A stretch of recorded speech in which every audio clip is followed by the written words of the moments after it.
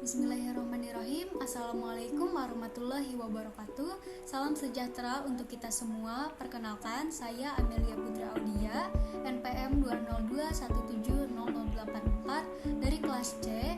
Pada kesempatan kali ini akan memenuhi tugas ujian akhir semester mata kuliah Pendidikan Kependudukan dan Lingkungan Hidup. Yang terhormat Ibu Tina Indriana selaku dosen pengampu. Pada kesempatan kali ini kita akan membahas mengenai peran pendidikan, kependudukan, dan lingkungan hidup dalam tantangan global, serta AMDAL atau analisis dampak lingkungan.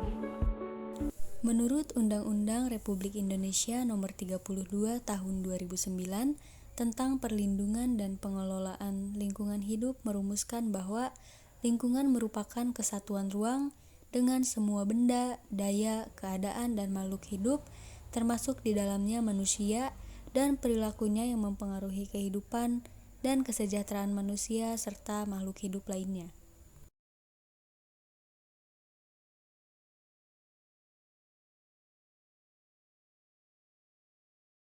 Masalah lingkungan yang utama menurut Emil Salim, Slamet Prawiro Hartono tahun 1991 halaman 188 adalah ledakan penduduk dan perkembangan teknologi. Pola kehidupan manusia memang mengalami suatu yang besar-besaran ketika dihadapkan pada kenyataan semakin meningkatnya populasi jumlah manusia dan juga perkembangan teknologi yang dapat digunakan untuk menunjang kehidupan. Pola hidup tersebut sebagian diantaranya kurang selaras dengan lingkungan.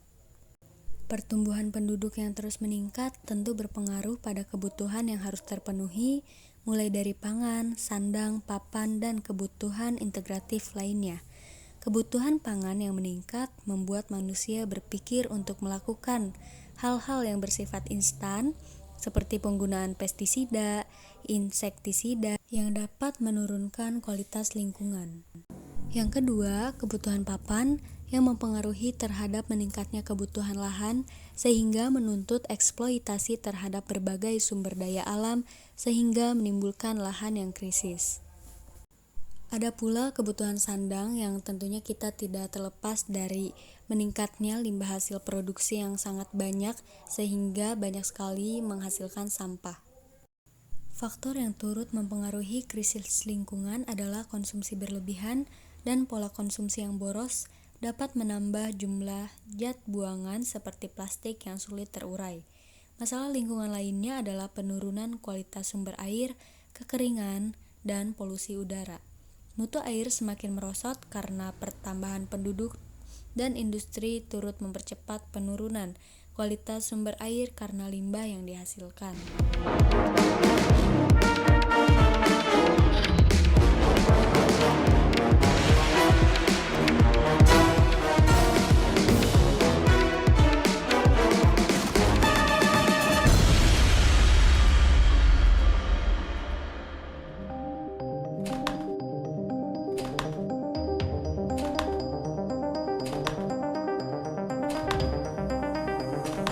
Bicara tentang sampah memang menjadi topik mutlak yang telah menjadi masalah di negara ini.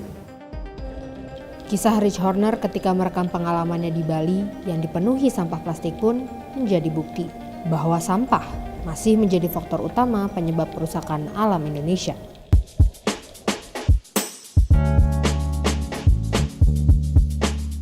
Data dari Rivers, Oceans, Lakes, and Ecology Foundation menyatakan bahwa Indonesia sedikitnya memproduksi 130.000 ton sampah plastik dan padat setiap harinya. Nggak hanya berakibat terhadap perairan yang terkontaminasi, tapi juga ternyata bisa masuk ke hewan karena plastik yang sudah masuk ke perairan ini akan terurai, terpecah-pecah karena sinar matahari, akhirnya dimakan oleh ikan-ikan laut yang mungkin juga akan dikonsumsi oleh kita karena ternyata terkontaminasi oleh mikroplastik.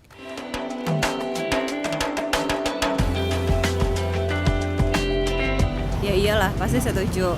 Kalau setiap hari nggak dibatasi, nanti lama-lama buminya kayak tumpuk sama sampah plastik. Sampah plastik itu paling sulit untuk diurai. Dan kita tahu bahwa di lautan itu ada sampah plastik yang jadi kayak pulau. Itu kan udah bahaya banget gitu kan buat masa depan dan segala macamnya. Yang paling mengejutkan, faktanya Indonesia menjadi negara kedua penyumbang sampah plastik terbanyak setelah Cina. Menurut data dari Dinas Lingkungan Hidup Pemerintah Provinsi DKI Jakarta dan Gerakan Indonesia Diet Kantong Plastik, Jakarta menyumbang 2,5 juta ton sampah setiap tahunnya. 370.000 tonnya merupakan sampah plastik. Udah banyak sih sekarang, ada paper bag kan, terus ada kantong belanja juga. Bisa diganti dengan goodie bag. Jadi kemana kalau memang orang yang suka belanja itu bisa bawa aja goodie bagnya. Plastik-plastik dari sampah-sampah kan bisa didaur ulang menjadi tas. Paling ya kertas plastik gitu sih kalau menurut saya. Dari masalah sampah plastik atau polusi plastik yang kami temui sehari-hari itu, akhirnya kita berinisiatif memulai kampanye diet kantong plastik, di mana kampanye ini ingin mengajak masyarakat untuk mulai bijak dalam menggunakan kantong plastik. Kalau bisa nggak pakai kantong plastik sama sekali. Salah satu cara untuk mengurangi penggunaan kantong plastik adalah menggunakan kantong yang dapat didaur ulang kembali. Dengan begitu, setidaknya kita ikut serta meminimalisir sampah plastik yang ada di Indonesia. Yuk perangi sampah plastik demi Indonesia yang lebih baik. Kekeringan merupakan masalah yang kita hadapi dan hal ini sangat mempengaruhi berbagai sektor karena kebutuhan akan air bersih harus terpenuhi. Kekeringan pada lahan pertanian mengakibatkan gagal panen. Meningkatnya jumlah penduduk tentu akan berpengaruh terhadap sektor lain, yakni industri dan transportasi, sehingga mengakibatkan pencemaran udara yang menurunkan kualitas lingkungan dan berpengaruh terhadap pemanasan global. Dengan meningkatnya karbon dan gas lainnya berpengaruh terhadap suhu global yang semakin meningkat, dan hal ini menyebabkan ketidakstabilan iklim sehingga menyebabkan perubahan pola cuaca, arus air laut, dan pola angin di seluruh dunia. Sebagai konsekuensinya, kita telah mengalami cuaca ekstrim, kekeringan, badai, dan bencana alam lainnya. Mengenai global warming atau pemanasan global semakin lama semakin menggemparkan. Setiap harinya, para ilmuwan selalu membagikan data tentang bagaimana kondisi cuaca berubah di beberapa negara di dunia. Salah satunya adalah tentang lebih cepatnya musim semi menghampiri negara tertentu, juga tentang bagaimana es di kutub semakin lama semakin mencair. Indonesia yang merupakan salah satu negara yang terletak di wilayah Khatulistiwa juga tak bisa lepas dari dampak pemanasan global ini. Terlebih lagi karena beberapa kali Indonesia disebut sebagai penyumbang semakin parahnya kasus tersebut. Dan berikut ini adalah 3 dampak pemanasan global yang lambat laun akan dihadapi negara kita ini. Kehilangan 2000 pulau kecil. Beberapa tahun lalu, Indonesia sudah kehilangan puluhan pulau kecil karena bencana alam serta kerusakan lingkungan. Ada sekitar 4 pulau Indonesia yang dinyatakan hilang sebagai dampak dari terjadinya tsunami Aceh beberapa tahun silam. Juga ada sekitar 20 pulau yang tenggelam di daerah Kepulauan Seribu karena eksploitasi yang dilakukan di sana. Para ilmuwan internasional memprediksi bahwa pada tahun 2030, Indonesia akan kehilangan 2000 pulaunya.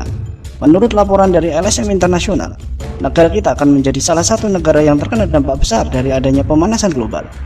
Oleh karena itu, sebisa mungkin pemerintah harus menemukan cara mengatasinya. Perubahan cuaca. Jika kondisi udara sudah memanas, maka musim yang ada juga ikut terpengaruh. Kita semua pasti tahu bahwa negara tropis hanya memiliki 2 jenis musim, yaitu musim hujan dan musim panas. Yang mana kedua musim tersebut masing-masing berlangsung selama sekitar 6 bulan setiap tahunnya. Jika pemanasan global menjadi semakin parah, otomatis perubahan iklim pasti terjadi secara global di seluruh dunia. Untuk Indonesia, korbannya adalah musim hujan yang akan berlangsung lebih cepat dari biasanya. Kita hanya punya waktu beberapa bulan untuk bermain hujan, selebihnya akan terpapar panas. Isu global warming dan pemanasan global memang bukan merupakan sesuatu yang remeh. Sadar atau tidak, hal ini bisa menyebabkan kekacauan besar di lingkungan sebuah negara. Dan jika kita hanya membiarkan begitu saja, maka bersiaplah bergelut dengan segala kekacauan yang ada. Udara akan memanas.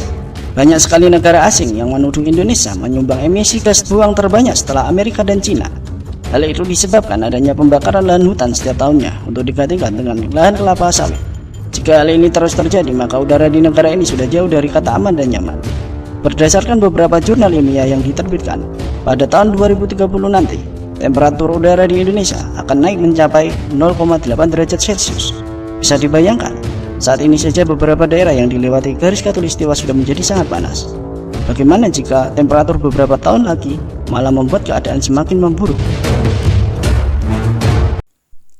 Adapun solusi dari permasalahan di atas yakni dengan mewujudkan pembangunan yang berkelanjutan, menurut laporan Brundtland dari PBB tahun 1987, pembangunan berkelanjutan adalah proses pembangunan lahan, kota, bisnis, masyarakat, dan lainnya yang berprinsip memenuhi kebutuhan sekarang tanpa mengorbankan kebutuhan generasi masa depan.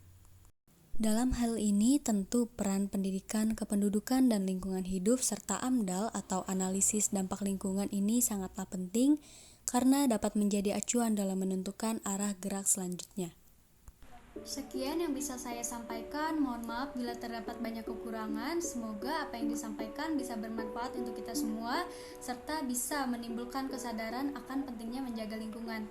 Terima kasih atas perhatiannya. Wassalamualaikum warahmatullahi wabarakatuh.